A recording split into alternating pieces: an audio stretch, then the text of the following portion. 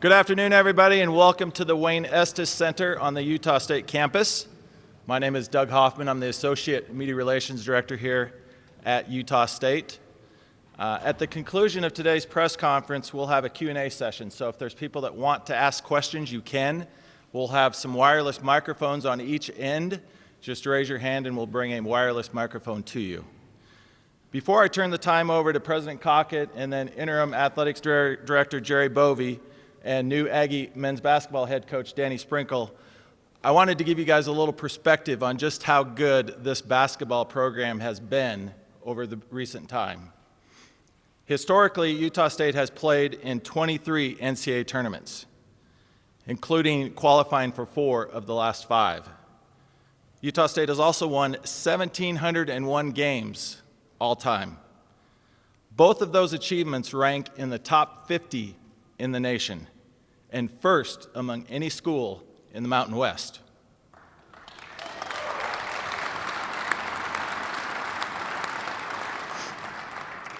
Even more impressive is the success this program has had since the turn of the century. Since the 1999-2000 season, Utah State has played in 12 NCAA tournaments and had 18 20-win seasons. There's only 20 teams in the country that can claim that, and Utah State's one of those 20.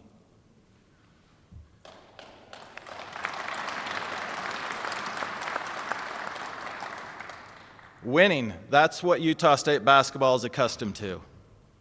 And having led his previous program to back-to-back conference tournament championships and consecutive NCAA tournaments, Coach Sprinkle is accustomed to winning too. Seems like the perfect fit, Coach. At this time, I'm going to turn it over to Utah State University President Noel Cockett.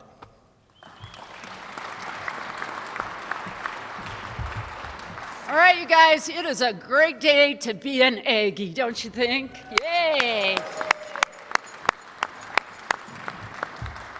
As you can tell, I'm very excited to be here today to have an event to introduce you to our new men's basketball coach, Coach Danny Sprinkle.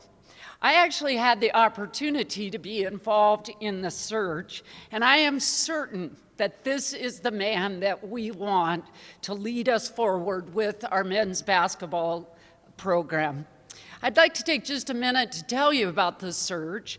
It was just a previous weekend ago that Jerry Bovee, our interim AD, started the process of screening and visiting with people that he believed could have this position at Utah State.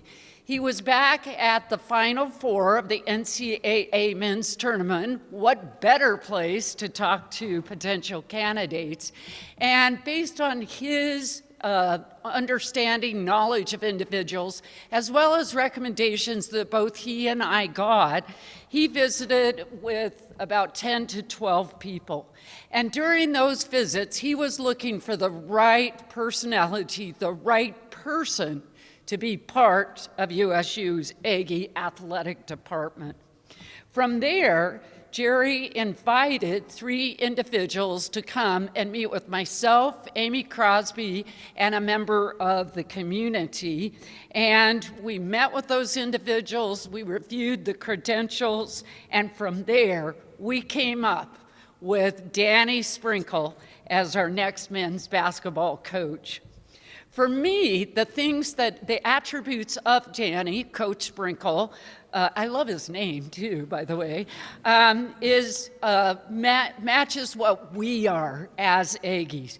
He's energetic, he's personable, he has a commitment to integrity, he has grit, he will make things happen.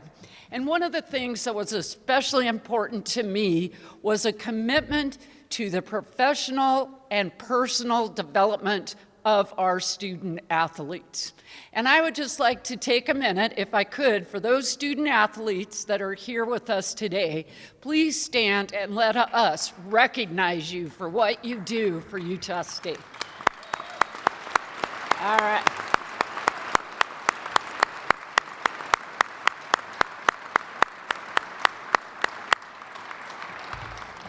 And I can tell you that that was an important part of my conversation with the candidates. How would they support you in developing that personal and professional trajectory that you want to do? And again, we found our person that will do that.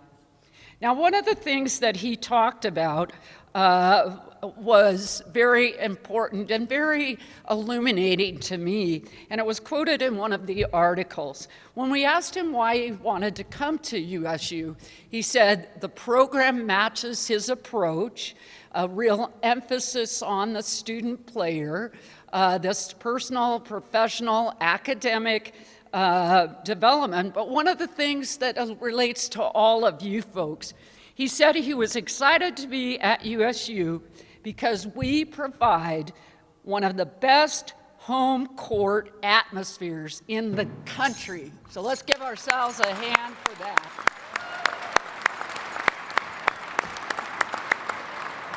And he specifically called out our herd. And for those of you that have been regular attenders at our men's basketball games and in that spectrum, you know that we play a part in how our team does. Not only letting them know we're there, we're supporting. When they start doing their arms, we respond. But it also, in Coach Sprinkle's words, can make a difference in that score. He believes our spectrum magic is worth several points for our team. It makes the other teams nervous. And he said, as one that has actually had to walk out into that atmosphere, it creates this sense of, uh-oh, what am I going to be facing? So I want to say to all of you that you have helped us get Danny Sprinkle as our coach. You have helped make USU Aggie athletics and men's basketball program specifically as something that a person wants to be part of. So thank you to all of you for showing your support of USU Aggies, the men's basketball program, and our new coach, Danny Sprinkle. Now, I'm going to turn the time over to Jerry Bovee, our interim AD.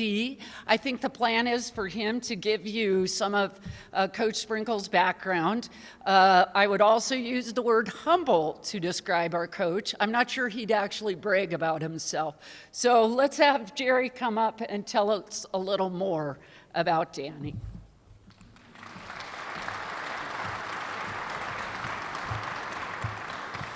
Well, good morning, everyone. I would echo what the president has just said. It is a great day to be an Aggie. It's a difficult thing to disassociate yourself, at least as a full-time employee, from a place that you're an alum. And I know a lot about that. This place is special to me. And so when Coach Odom informed me he was stepping down, we threw everything at getting this right. I first want to thank President Cockett. She was instrumental in this process.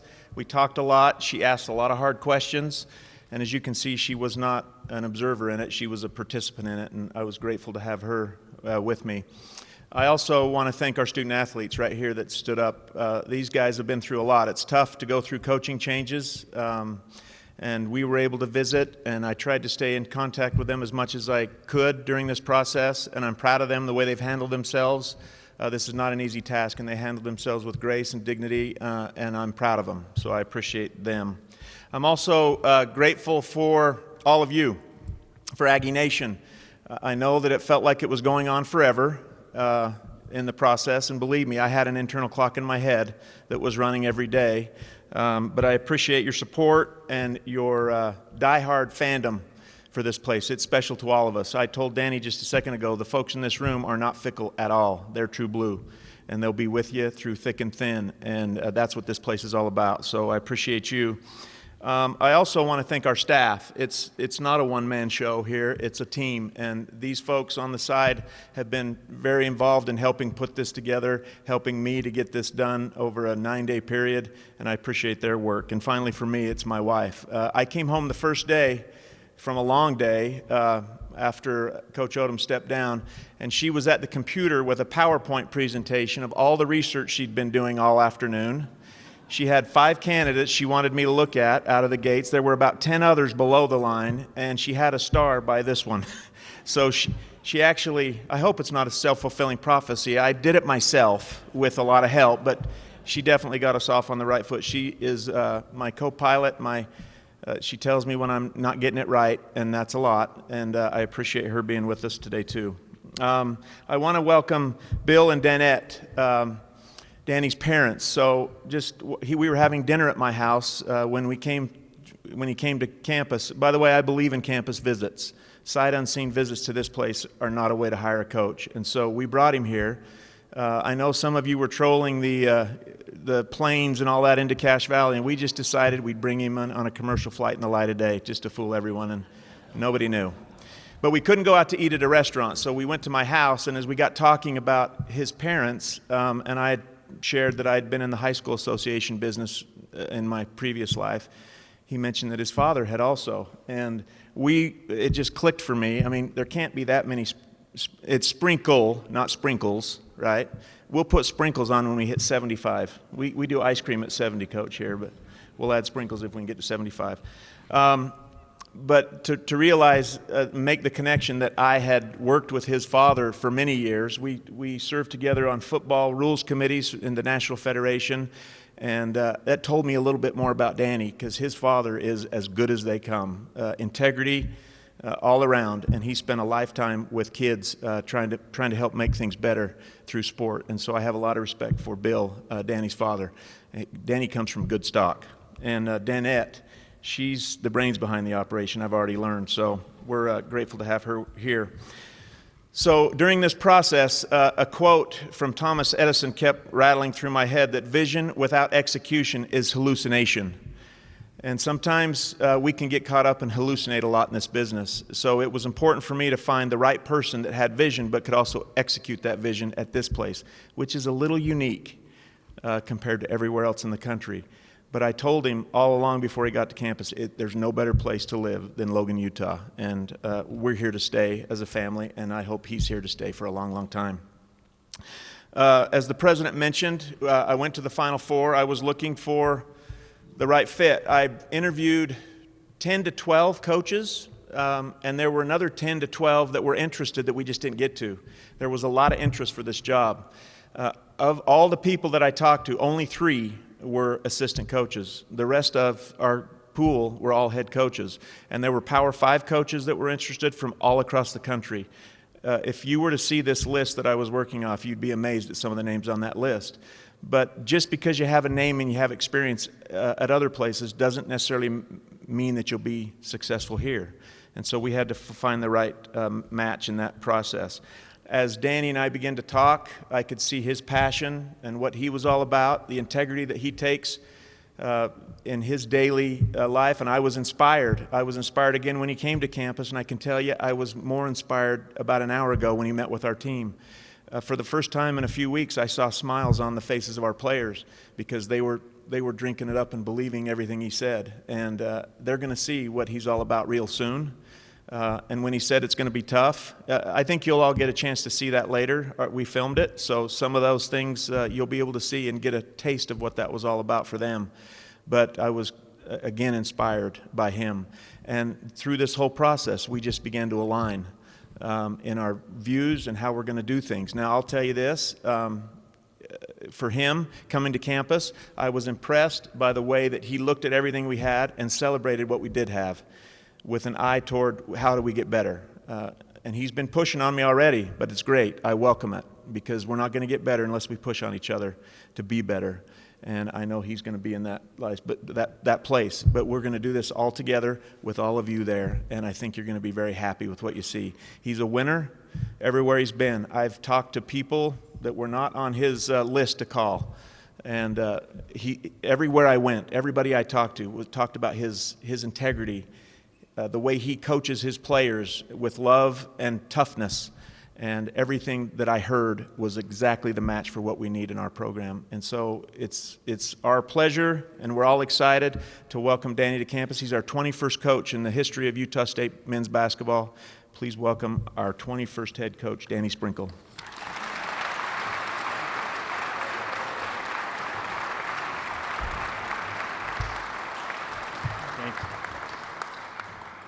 Thank you very much. Obviously, first thing I want to thank my Lord and Savior, Jesus. I know my story is already written. And this is the next chapter for me in my story. And I'm very proud of that. I'm honored and humbled to represent you guys and be chosen as the head coach of your men's basketball program. I'd like to thank Dr. Cockett and Jerry Bovey, obviously, for their belief in me. I connected with Jerry immediately, and that was very important to me. Having an athletic director that has the same vision and approach, and when you have matching energies, you can kind of just feel it. And I just wanted to make sure I thank you, and I really look forward to working with you both. Obviously, being able to represent not only the current players but the former players. I see Brock Miller up here, and it still actually gives me nightmares because when my first game ever coaching at the Spectrum, my first game as a head coach, and I think it was like a 1-point game with about 2 minutes to go, and this joker hit a big three to end it. And so I'm sure at some point, I'll get over that at some point. But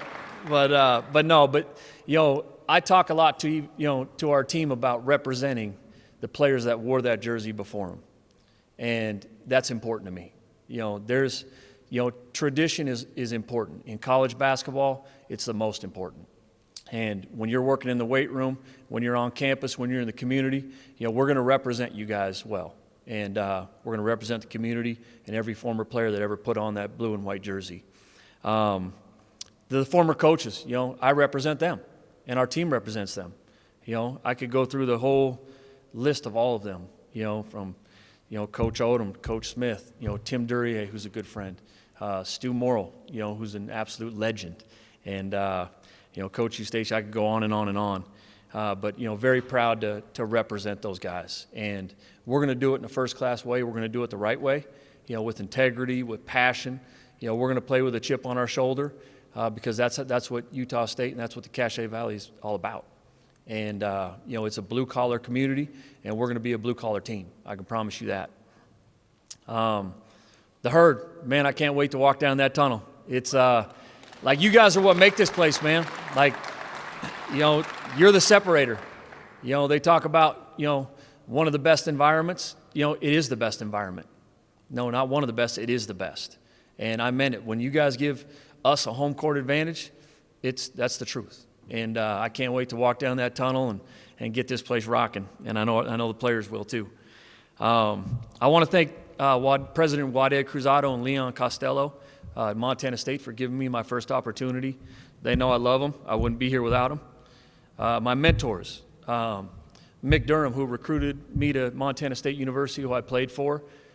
He actually came to our tournament game. He's a huge supporter. I wouldn't be here without him taking a chance on me. Coach Braswell, who hired me, the first one to ever hire me at Cal State Northridge, back in the early 2000s, when we were actually in the same league as Utah State, the Big West back then.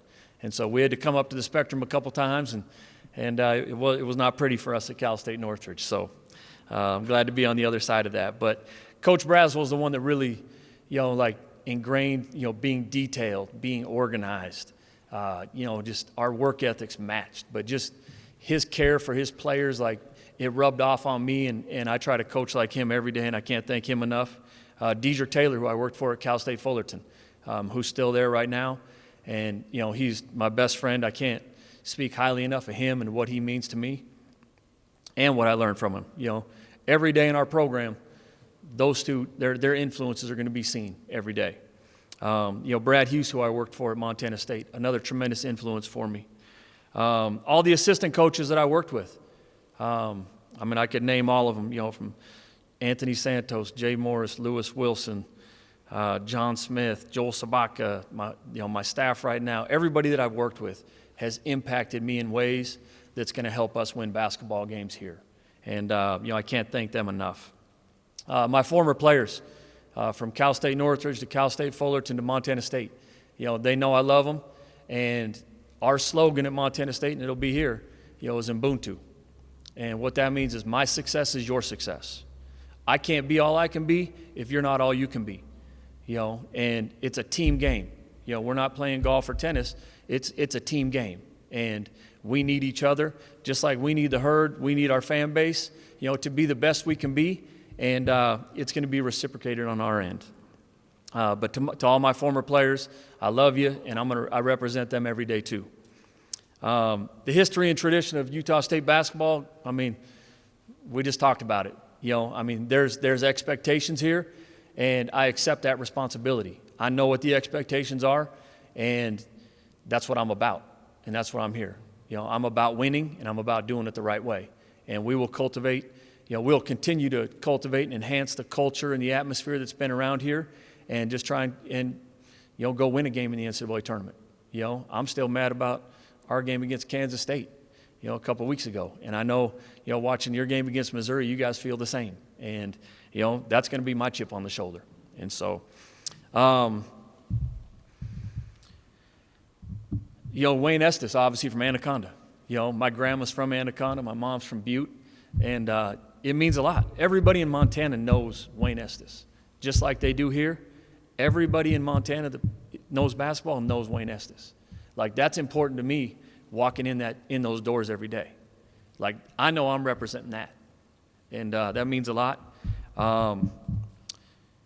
Like I said, the players, man, I keep going back through just the names and the guys that have played here, you know, from obviously Brock, but, you know, J.C. Carroll, Spencer Nelson, you know, Cada, Sam Merrill, Wilkinson. Like, it's on, and it's, you know, I mean, Desmond Penagar. I mean, I remember trying to recruit him back when I was at Northridge. We had no chance, and that was in the early 2000s. But it's awesome to just kind of go through those books and to go through the history and the tradition of this place, and I'm very excited to represent all those guys. You already kind of talked about the herd, but, you know, my staff and I mean, we'll represent you in the right way. We're going to represent our team in the right way, and our team's going to represent us. You know, we want to develop young men, you know, for the future. Obviously, we want to have a great, you know, 4 or 5 years here in their student athlete experience. But what I want is in 15, 20 years when they're bringing their families back to the Spectrum and they're talking to our team. They're still talking to our players about how important it is to be an Aggie, you know, to graduate. Our players will graduate. I had a 100% graduation rate at Montana State. That's non-negotiable. For anybody we bring in here, when they finish, they are going to graduate. If they don't, yep, there will be repercussions if they don't. You know, community involvement. You know, I mean, we are going to be visible in the community. We're going to be visible on campus. It's important. That's what makes Utah State special. You know, this whole valley, this community, you know, our players, like, you're heroes to these little kids. That means a lot to me. You know, and I'm going to make sure that those little kids see that, and that's why they want to be Aggies when they grow up. And that's why it's important we're going to do some of the things that we do in our community. And it's every day. You know, I mean, me and my staff, we're going to fight for our culture.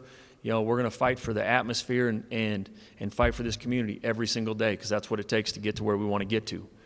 To all the fans and donors, you know, one of the biggest things that attracted me to Utah State is kind of what people don't talk about anymore, is the care factor.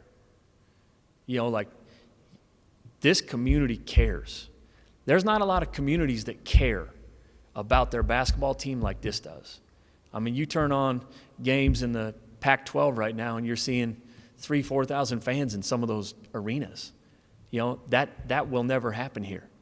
You know, like, you're a loyal fan base that cares. And the one thing that I can tell you is, like, my care factor is off the charts. You know, and I sometimes have to remind referees about that too. And I know my mom does too. But, you know, but it's like, and I tell them, like, you know, it's because I care, you know, and it's genuine. But, you know, it's different here. It's different here, and I appreciate that. Obviously, you know, like I talked about, you know, Jerry earlier, you know, one of the ways we really connected, it's a changing landscape in college basketball right now. You know, it is. It's different. This job today is completely different than the job was 2 years ago when Coach Odom was hired. It's completely different than when Coach Smith was hired. And it's ever changing, from the NIL to the transfer portal to leagues restructuring, and there's all sorts of uncertainty right now. And I know that Jerry and Utah State is committed to that, And and that's one of the main factors too that attracted me, is I know we can continue to be successful, and I know they're committed to doing that. And we're going to have to adapt together. I mean, you look up teams in this league, it might not look like that next year. Who knows? And but we'll adapt together. Our program will be, there will be a lot of love in our program. I talk about it a lot. Guys are going to get comfortable telling them they love each other. They're going to be calling home saying they love each other. That's important.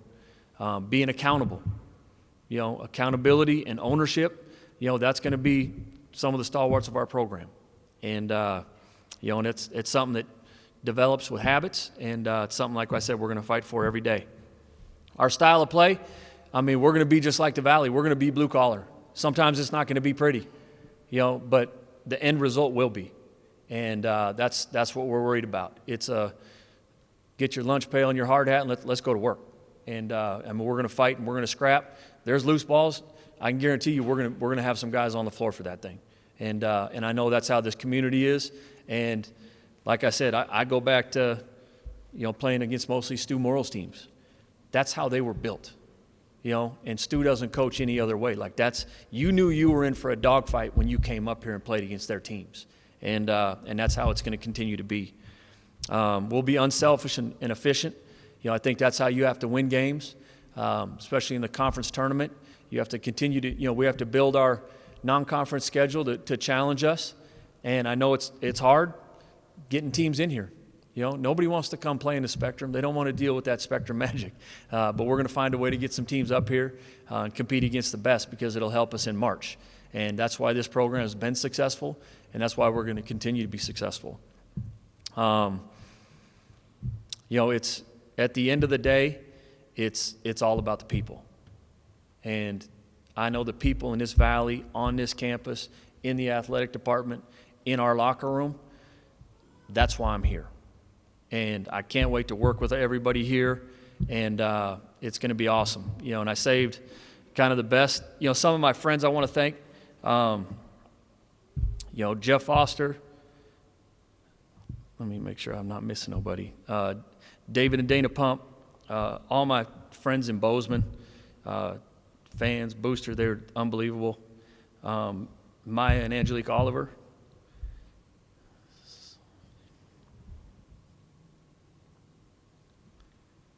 My aunts and uncles, which you'll meet, they'll be some of the craziest people in the stands, but they're absolutely awesome. They support me.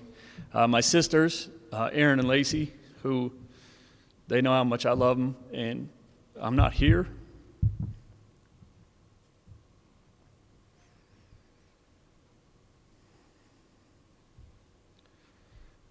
Without them, and then my parents, who.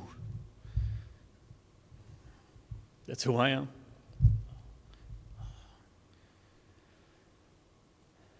They're my heroes. And I do get emotional talking about them.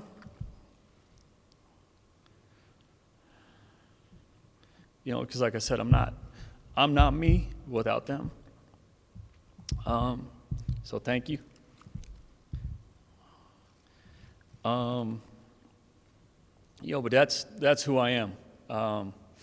You'll see in games sometimes, like, I run hot. I'm intense. Like, it's who I am. Like, I wear my emotions on my sleeve. Sometimes it's good, sometimes it's not, but that's who I am. And I've been successful doing that. And I just think, letting people know the truth and who I am. That's how I was raised, and that won't change. But I'm extremely excited to represent you guys and for the future of this program. And go Aggies.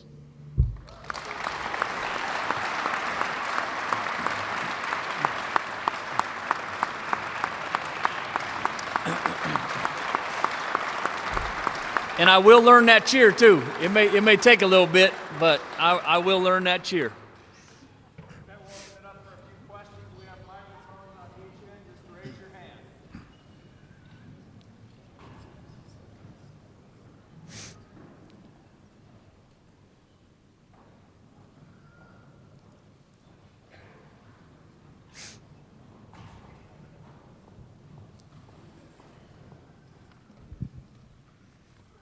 So, Jason Walker with Cache Valley Daily. You mentioned, coaching in the Spectrum of your first ever head coaching game. Can you tell us just a little bit more about what that experience was like for you playing or coaching? Yeah, it was miserable. Yeah, that's probably the word that first comes to my head. It was so hard, playing against Coach Morrill's teams because first off, they were so good and they were so disciplined. Every time they scored, you guys know they jumped into the 1-2-2 press. And at Northridge, we tried to, we were a fast team and we couldn't push the pace because we couldn't stop them. And then we're taking the ball out of the net and they took us out of everything. And you look down at Randy Ray and Duryea and Verlin, they're flipping the cards, and it's just like you knew you were in for a long day. The best word is just, even if you did make a shot, like they were going to come down and they were so disciplined, they were going to make you pay. And with the crowd, God forbid one of your players shot an air ball. And one story I will say, and Coach Braswell, he'll laugh now. So, back then it was, everybody had the baggy suits, right? And Coach Braswell, he had all the fashion stuff. And he had a pair of almost kind of like mustard-colored pants on. And I'll never forget the herd. They started singing an MC Hammer song for the Hammer Pants. And all of us on the bench, and I know Coach Braswell heard it, and he was just turned this way. And we were trying our hardest. Like, I'm trying to keep our players focused on the bench. But it was those are just kind of the things you look back on that, that obviously make the Spectrum special.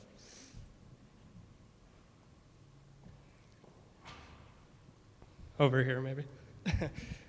Terry Camp, I'm just an alumnus. I just wanted to ask a little bit about your offensive style, whether it's going to be kind of strength, finesse. I know you mentioned the other day you wanted to shoot more threes. Is it all going to be kind of driven by personnel, or do you have a kind of a style or some mentors that you look to? Yeah, it will be driven by personnel. I think nowadays you kind of have to do that. I like to play an aggressive physical style. If you watch our team, the last 2 years at Montana State, it was very similar to Stu Morrill's teams. We pounded you inside. We got to the free throw line. We were very disciplined, ball movement. We took good shots. And it's hard to guard nowadays. We were different in the Big Sky, but I had to adjust to my personnel. We had two of the best post guys in the league, if not the two best, and so I had to play through them. And now when I took the job at Montana State, that's not what I had envisioned, in playing. I was more 4-out, kind of flow, like shooting a lot of threes, playing faster. But, you have to adjust to your personnel and who you recruit. Sometimes you got to get the best players, and then you kind of got to adapt your style to them. We do a lot of different offensive philosophies. We have the 5-out spread. We do the old school flex, and pound that thing inside. We have dribble drive. But I think it's good because it helps us with our scouting, because any team we play, we have some sort of whatever they're running, we have some of that in our package. And so it's not like you have to walk through it, 2 days before a game and make sure they're comfortable. Like, they already kind of know it because it's part of what we do. And then we kind of just game plan of, hey, this is our advantage against this certain team. So we'll run more of these sets or these actions for that. But it takes very cerebral players. But, yeah, it's going to be, based a lot on personnel. You bet.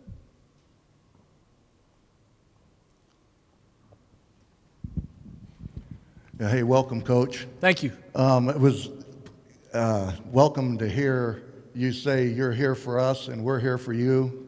So from the get-go, I just want to make sure, I know you've heard it, but I want to make sure you understand, the only thing worse than a Utah Ute is a BYU Coug.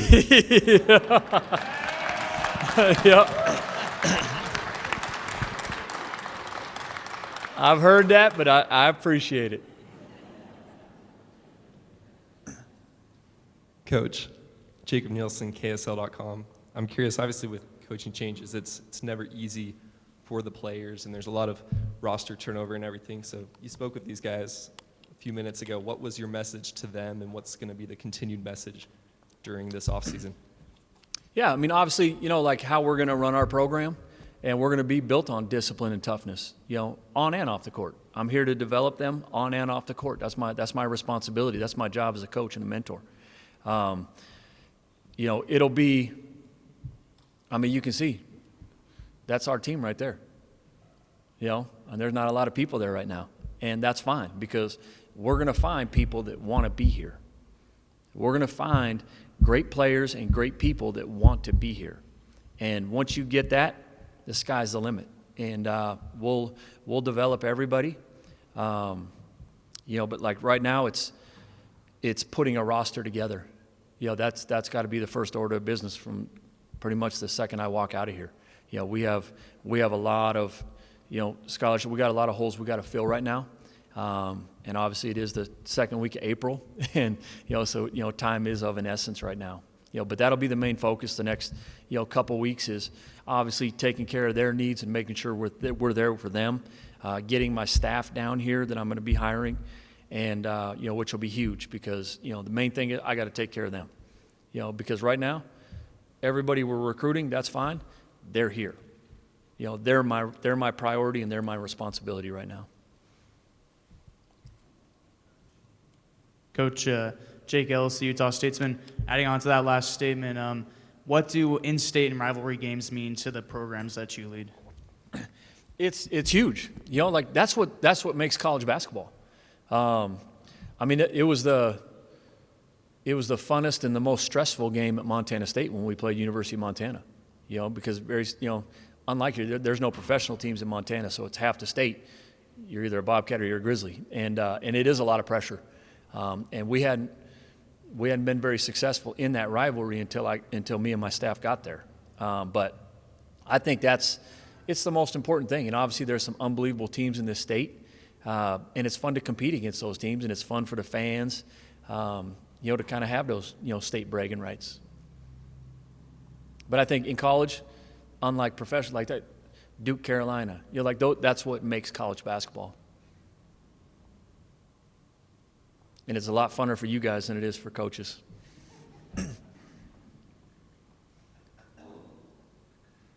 Hey, Coach, you've been asked a lot of different questions regarding basketball. I want to ask something that's maybe not as related to basketball. I'll give you an easy question. What's your number one pregame kind of hype-up song? What gets you fired up before a game? If you can't think of one, give me top three. Whew, that's a good question. And I don't know if it's a hype, because I'm more trying to just get myself in more of a place of peace, because I run hot. And so, I mean, I'm old school, man. I listen to smooth jazz, and I listen to Thames. I don't know if you know.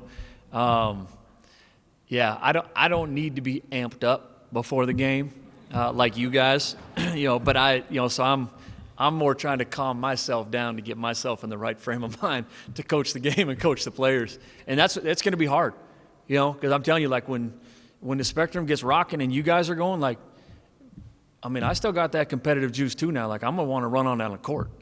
And, it's going to be hard for me I'm going to have to learn to stay in the moment and stay focused on what's going on and not get excited with you guys. So, I'll get you my playlist, though. No country music, and I know I'm from Montana. I don't mind it. I'm more... I need a little, we'll work on it. Yep. Any other questions? Well, thank you guys. Thank you guys for coming, and thanks for believing in me, and I can't wait to work with everybody in here. Thanks.